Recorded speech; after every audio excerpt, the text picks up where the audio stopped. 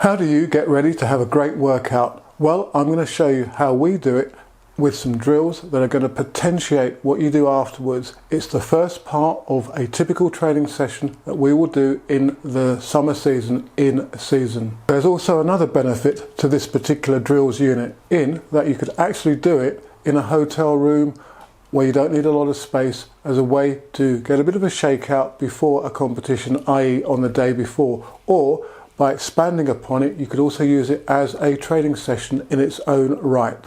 Many of these exercises are performed in what I call sprint posture. So that's standing on one leg with arms in position as if you're at maximum velocity when sprinting. First up, the guys are just holding that position. So it's a stabilizing, balancing movement with the hip getting a bit of an isometric workout where it's just held in place. And I will hold them in position for 10 seconds potentially with 5 changes. That's done on each leg. Next up, it's overhead squats. Now these are great for mobilizing the spine, the hamstrings and the calf muscles, and I can also identify if there are any mobility issues with any of the athletes. Some won't be able to have their hands overhead and squat down, so we need to look where that tightness is. Also, some that can't achieve that position, we will move their arms into an in-front position whereby they will be able to squat down low. So we're mobilizing, looking at squat form and preparing for the subsequent workout. Here you're seeing eccentric, slow, lower single leg squats with the emphasis just on the lowering phase. Watch and you'll see that the guys push up with both legs.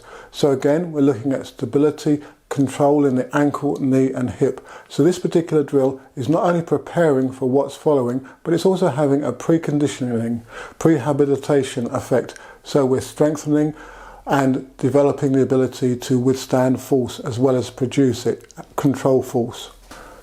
Here's another variation of the sprint posture drills, and the guys are just standing in sprint posture and they're working their arms as if sprinting at about a 7 out of 10 level of effort.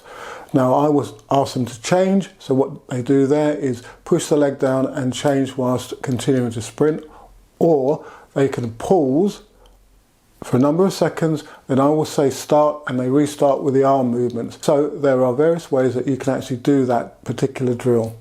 Next, we've got another eccentric emphasis movement, and that's a slow lower calf drop. And the objective is not to let the heels touch the ground on the movement. So they do this at their own pace. It's 10 reps normally, and it's a very, very slow lower. This drill will improve Achilles tendon resilience, as strengthening the calf muscles and the tendons eccentrically is a big positive when it comes to combating potential Achilles tendon problems. Next up, we've got a hip drive drill with hands overhead. It can be done with the arms being used as well to facilitate the movement. Simply, it's a case of driving back as powerfully as you can from the hip, slightly behind the hip in order to create momentum, power. Obviously, this has a benefit, a use for acceleration when sprinting, for example. Normally, it's 2 sets of 10 reps of that particular drill. Now it's on to some more dynamic jump exercises, the first version of which requires the athletes to drop down into a 3/4 squat position, hold isometrically and then jump when I say so. We will hold for 4 to 5 seconds usually, although sometimes I do vary the length of the hold so that this stretch reflex is turned off. Here's a single leg version of the same exercise. So the athletes pull down very quickly into the held position and then jump when instructed to do so. This is a difficult exercise. It requires a lot of neural input, and the hip needs to open as well when the athlete is jumping upwards.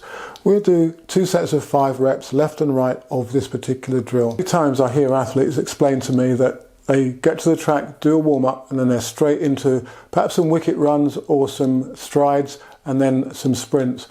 I think they're missing out on a huge amount of preparatory and specific preparation work if that is done. You can see that we are trying to cover many bases in our warm-up to prehabilitate, pre-train, potentiate, develop power and improve technical aspects and muscular recruitment.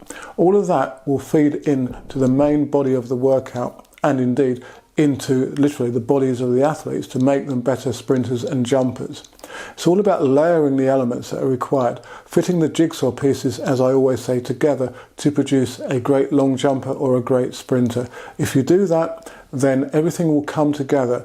You'll be able to move effectively and efficiently and have the range of movement and the power and the ability to recruit the muscles, sequence them in order to jump well and sprint well.